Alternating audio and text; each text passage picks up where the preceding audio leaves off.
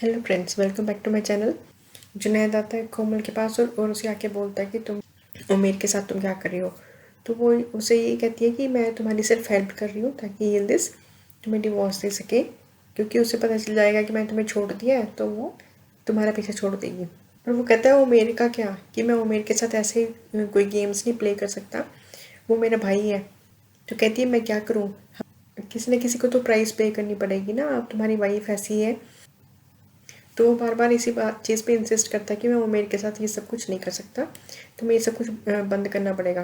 तो वो कहती है कि मेरे दिमाग में यही आइडिया आया, अगर तुम्हें ये आइडिया ठीक लगता है तो ठीक है, नहीं तो तुम जाओ, फिर हम कोई बात नहीं कर सकते। तो कहता है कि इसका क्या मतलब, फिर तुम क्या करोगी। तो कहती है फिर मैं वही करूँगी जो मैं कर रही हूँ, मैं उमेर के साथ जाऊँगी, तुम मेरा टाइम मत वेस्ट करो फिर। तो वो कहता है तुम ऐसा कुछ नहीं करोगी। तो कहती मैं ऐसा ही करूँगी, तुम भी तो अपनी वाइफ के साथ हो। तो कहता है ये तुम्हारा फाइनल डिसीजन है। तो कोमल कहती है हाँ ये मेरा फाइनल डिसीजन है। नेक्स्ट डे क्या होता है कि दोगन जो है जिसने आरजू को भेज दिया हुआ है, वो चेतन को बोलता है कि आरजू आई तो नहीं है ना ऑफिस। तो चेतन कहता है नहीं आई नहीं है। तो कहता है कि उसको ना कोई कंपनी की इन्फॉर्मेशन देने के लिए रिस्ट्रिक्ट कर दो कि वो कुछ देख ना सके, तो मैं कुछ एक्शन ले रहा हूँ तो उसे पता ना चले।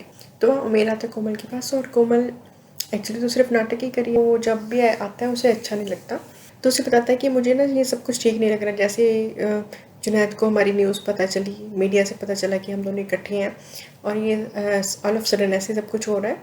तो मुझे थोड़ा गिल्टी फील हो रहा है कि जुनैद को कैसा लगेगा, मुझे उसे खुद बताना चाहिए था। कोमल कहती तुम इतना ज़्यादा मत सोचो, ये कौन है कि तुम्हें अप्रूव करे कि तुम किसी के साथ रिलेशनशिप रखो या नहीं रखो। वो मेरे कहता है वो मेरा भाई है, मेरा फ्रेंड है, तो मैं उसे ऐसे उसका विश्वास नहीं तोड़ सकता, मैं उसे बताऊंगा ही। तो कोमल कहती तुम इस चीज़ को ओवर डू कर रहे हो, पर स्टिल अगर तुम बताना ही चाहते हो, तुम तभी रिलैक्स होगे तो तुम बता सकते हो। वह आरजू आती है दोगन के पास, उसे आके बताती है, अपना एक्सप्लेनेशन देती है कि मैं जो बात करी थी कोमल के साथ वो इस बारे में नहीं कर रही थी, मैं जुनैद की कोई प्रेज़ नहीं कर रही थी, कि तुमने मेरी पहले वाली कन्वर्सेशन तो सुनी नहीं, वो कुछ और हुई थी बात, इसलिए हम कर रहे थे। दोगन कहता मैं कुछ नहीं सुनना चाहता, जो भी हुआ मुझे कुछ मतलब नहीं है, कि तुम आजकल मिस्टेक्स बहुत ज़्यादा कर रही हो, तो मुझे लगता है कि तुम्हें रेस्ट की ज़रूरत है, तो तुम जाओ, तुम रेस्ट करो। वो कहती है कब तक रेस्ट करो। तो कहता है कि जब तक मैं ना कहूँ आने के लिए वापस। वह आलिया बताती है कुंवर को कि अभी मैं गई थी दोगन के पास, तो मैंने उन दोनों की बात सुनी, उनके दोगन ने आरजू को यहाँ से जाने के लिए बोल दिया, तो अब सीईओ मैं ही हो सकती हूँ यहाँ पे। वहाँ जो उमेर है वो फिर से कॉल करता है जुनैद को। तो उमेर कहता है कि मैं तुमसे मिलना चाहता हूँ, कुछ अर्जेंट बात करनी है मुझे तुमसे। जुनैद कहता है ठीक है, तुम मेरे पास आ जाओ ऑफिस ही। तो इतनी देर में सादिक आता है जुनैद के पास। तो अब ऐसा लग रहा है उमेर को कि वो मुझसे इसलिए बात नहीं कर रहा है क्योंकि उसने मेरी न्यूज़ सुन ली है, पर जुनैद एक्चुअली खुद गिल्टी है कि उमेर को हर्ट होगा उसकी वजह से, जुनैद की वजह से, क्योंकि ये सारा जो कोमल कर रही है वो कर तो नाटक ही रही है, सब फेक है। तो उसे इस चीज़ का बुरा लग रहा है कि उमेर इस चीज़ से हर्ट हो जाएगा। तो सादिक आता है तो उसे जुनैद कहता है कि मुझे बड़ा बुरा लग रहा है कि कोमल ये सब कुछ जो भी कर रही है मुझे बिल्कुल भी एक्सेप्टेड नहीं है ये, वो अपने उसे गेम्स बंद कर देनी चाहिए, मुझे ये सब कुछ उमेर को बता देना चाहिए कि वो तुम्हारे साथ गेम्स खेल रही है। तो सादिक कहता है मुझे नहीं लगता कि आपको बताना चाहिए, क्योंकि वो समझेगा नहीं, और हो सकता है कि सिचुएशन वैसी ना हो जैसी आप सोच रहे हो, और भी डिटेरियोरेट हो जाए। तो जुनैद कहता है जो भी हो पर मैं हैंडल कर लूँगा, पर मैं उमेर के साथ धोखा नहीं कर सकता। वहाँ जो आरजू है वो ऑफिस में अपना सामान इकट्ठा कर रही होती है, तो आरजू सोचती है कि मुझे ना कुछ इन्फॉर्मेशन कंपनी की निकाल लेनी चाहिए, वो मेरी सेफ साइड के लिए रहेगी। वो जैसे ही एक्सेस के लिए चलती है डेटाबेस, वो एक्सेस नहीं कर पाती, क्योंकि उसे दोगन ने सुबह ही मना कर दिया चेतन को कि वो एक्सेस ना कर पाए कंपनी की इन्फॉर्मेशन। तो उसे बड़ा बुरा लगता है कि दोगन को मेरे साथ ये नहीं करना चाहिए था, कि चलो फिर भी शुक्र है कि मैंने कुछ ना कुछ प्रिकॉशंस पहले ही ले लिए थे। जो जल्दी से वो अमीर को घर पे बुलाती है और उसे बताती है कि मुझे इतना ट्रस्ट नहीं हो रहा जैसे ये इतना फास्ट चल रहा है उमेर का और कोमल का, मुझे थोड़ा डाउट है, और मुझे इसमें तुम्हारी हेल्प की थोड़ी ज़रूरत पड़ेगी। तो उमेर कहता सब कुछ ठीक है, पर मुझसे कैमरा लगवाने को मत कहना, कि मैं किसी के बेडरूम में कोई कैमरा लगाने नहीं जा रहा हूँ।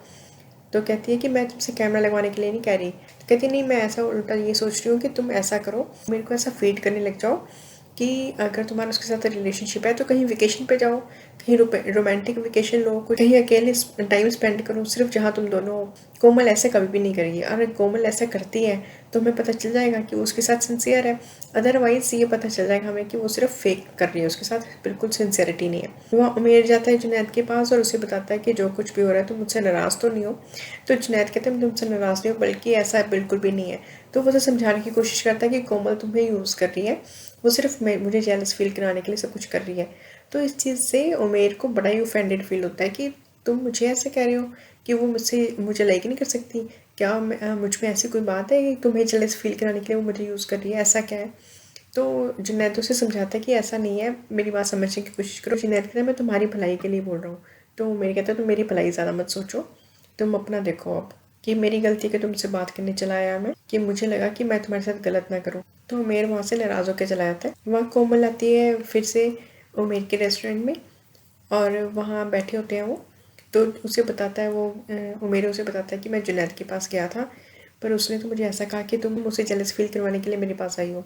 तो वो कहती है कि मैंने तुम्हें पहले ही मना किया था कि तुम उसके पास मत जाओ, कि तुमने उसकी बात पे ट्रस्ट तो नहीं किया ना, वो खुद को इम्पोर्टेंस दे रहा सिर्फ।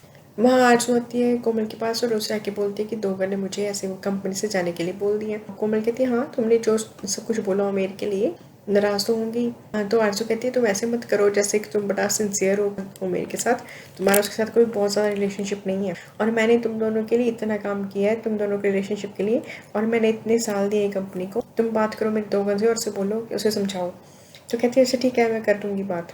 वह आली आती है दोगन के पास और उसे आके बोलती है कि एक्चुअली कुछ कंपनी के बारे में मुझे बात करनी है, बहुत ही ज़रूरी, कि अगर तुम कहो तो हम डिनर पे मिल लें आज। तो दोगन कहते हैं हाँ डिनर पे मिल लेते हैं। तो कहती है ठीक है मेरे घर पे आ जाना, वहाँ कोई डिस्टर्ब करने वाला नहीं होगा हमें। वहाँ अमीर और कुंवर अपना काम शुरू कर देते हैं। उमेर के दिमाग में ये डाल रहे हैं बात कि तुम अगर वाकई उसके साथ हो, तुम दोनों ने ज़्यादा टाइम तो स्पेंड किया नहीं है, हमें नहीं पता कि तुम किस स्टेज पे हो, तो तुम एटलीस्ट टाइम स्पेंड करो, उसे किसी वेकेशन पे लेके जाओ। तो कहता है हाँ ठीक है, ये अच्छा आइडिया, इसके बारे में सोचा जा सकता है। वहाँ आलिया और दोगन होते हैं, तो आलिया फिर से वही बात छेड़ती है कि अब आरजू चली गई है। आरजू वैसे ही डे वन से कभी भी इस जॉब के लिए वो सुटेबल नहीं थी, मैं ही सुटेबल थी। यिल्दिज़ और आसमा बात कर रही होती है, तो यिल्दिज़ कहती है मैंने उसे जुनैद से पूछा कि वो कहाँ था, पर उसने मुझे बताया मुझे उसे फॉलो करना चाहिए। एक ऐप है, मैं उसके फ़ोन में डाल देती हूँ और उससे मुझे पता चल जाएगा कि वो कब कब कहाँ कहाँ जाता है। वहाँ जो उमेर है, अमीर और कुंवर ये सारे बैठे होते हैं और वो मालदीव्स के लिए वो अपनी वेकेशन बुक कर देता है वहाँ रूम्स वगैरह बुक करके, और ये अभी कोमल को बताता नहीं, उसे सिर्फ सरप्राइज देने के लिए। तो ये जब सब कुछ कर रहे होते हैं तो अमीर उसे फ़ोन कर देता है यिल्दिज़ को कि जो उमेर है ना वो मान गया है और वो मालदीव्स के लिए अपना वेकेशन प्लान कर रहा है। तो वो बड़ी खुश होती है। तो वहाँ आलिया फिर से उसे कहती है कि तुमने मुझे बताया नहीं कि एक्चुअली मैं डिज़र्विंग हूँ इस पोजीशन के लिए। तो दोगन कहता है मैं कि तुमसे खुद ही इस बारे में बात करना चाहता था। तो आलिया कहती तुमने मुझे बताया क्यों नहीं। तो दोगन कहता तुमने मुझे टाइम ही नहीं दिया, तुम इतना रश करती हो कि तुमने मुझे मौका ही नहीं दिया, तुम अपना ही बोलती रही। मैं तो पहले से ही ये चाहता था, इसलिए मैंने डिनर के लिए हाँ कर दिया था। न्यू ईयर की एक पार्टी रखनी है मुझे, तो वहाँ पे मैं तुम्हें अनाउंस कर दूँ। तो ये चाहती है जुनैद के फ़ोन में ऐप डालने। वहाँ जुनैद सो रहा होता है, हाली जान को सुलाते सुलाते वहाँ खुद भी सो जाता है। तो फ़ोन उसके हाथ से वो ले लेती है, ऐप इंस्टॉल कर देती है, और जब वो रखने जाती है तो वो जाग जाता है, पर उसे पता नहीं चलता कि यिल्दिज़ ने कुछ किया है, और वो अपना फ़ोन वहाँ से लेके चला जाता है। आरजू है वो चली गई सामी अंदर से मिलने। वो वही बंदा है जो दोगन का राइवल था, किसी हाई राइज बिल्डिंग में टॉप फ्लोर पे होता है। तो फिर वो कहती है कि तुमने मुझे क्यों बुलाया है। तो कहती है अब मैं कोई तुम्हारे किसी काम की तो हूँ नहीं, क्योंकि मैं उसकी कंपनी की कोई भी इंफॉर्मेशन निकाल नहीं सकती। तो कहता है मुझे सब कुछ पता है। वहाँ अगले दिन जो आलिया होती है वो कुंवर को बताती है कि मैं CEO बन गई हूँ। कोमल भी दोगन से पूछती है कि डिनर आलिया के साथ डिनर कैसा रहा। तो वो कहता है कि एक्चुअली CEO की पोजीशन के लिए मैंने उसे चुना है, तो और हम ये न्यू ईयर की जो पार्टी है वहाँ पे अनाउंस कर देंगे।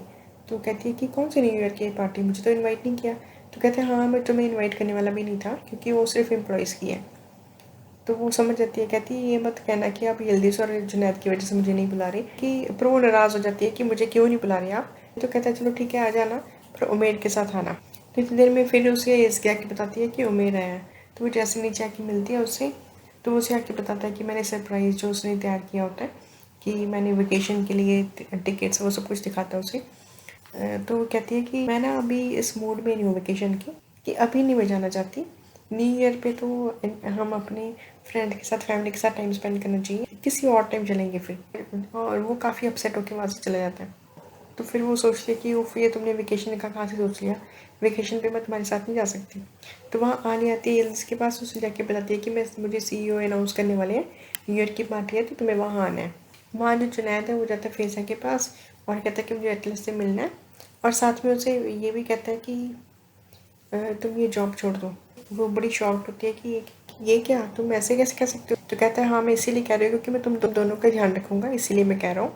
तो अमीर अपने रेस्टोरेंट वापस आता है और बहुत ही अपसेट होता है। तो अमीर और कोमल पूछते हैं कि क्या हुआ, अपसेट क्यों हो? तो वो बताता है कि वो कोमल ने मना कर दिया जाने से। तो कहता है कि वो कहती है कि अभी मेरा मूड नहीं जाने का। तो कोमल कहता है तो उसने बताया उसका मूड कब है, कब जाएगी? उसने कोई एग्जैक्ट डेट दी? तो कहता है नहीं ऐसा कुछ नहीं है और इस बारे में हम डिस्कस नहीं करेंगे अब। अमीर कॉल करता है यिल्दिज़ को और बोलता है कि तुम सही थी कि वो तो उसने जाने से मना कर दिया कोमल ने। तो कहती है देखा, खुद को बड़ी चालाक समझती है ये। कोई डेविल भी ऐसा प्लान नहीं बना सकता जैसा इसने बनाया है। कोई बात नहीं, कहती है मैं ऐसे इसके फेस टू फेस जाके अब इस बारे में बात करूंगी। तो अमीर कहता है कि हमें उमेर को समझाना चाहिए क्या? तो कहती नहीं तुम बिल्कुल मत समझाना। जैक कहती तुम बेवकूफ़ मत बनो, वो बिल्कुल नहीं समझेगा कि मुझे भी जुनैद का और कोमल का कहाँ पता चला था, मेरी आंखों के सामने थे ये दोनों हर टाइम। तो ये बातें समझाने से समझ नहीं आती। ऐसे ही जुनैद को भी सादिक ने समझाया होता है कि तुम मत बताओ मेरे को, पर वो बोल देता है। तो ये थी अब तक की story. Thank you so much for watching.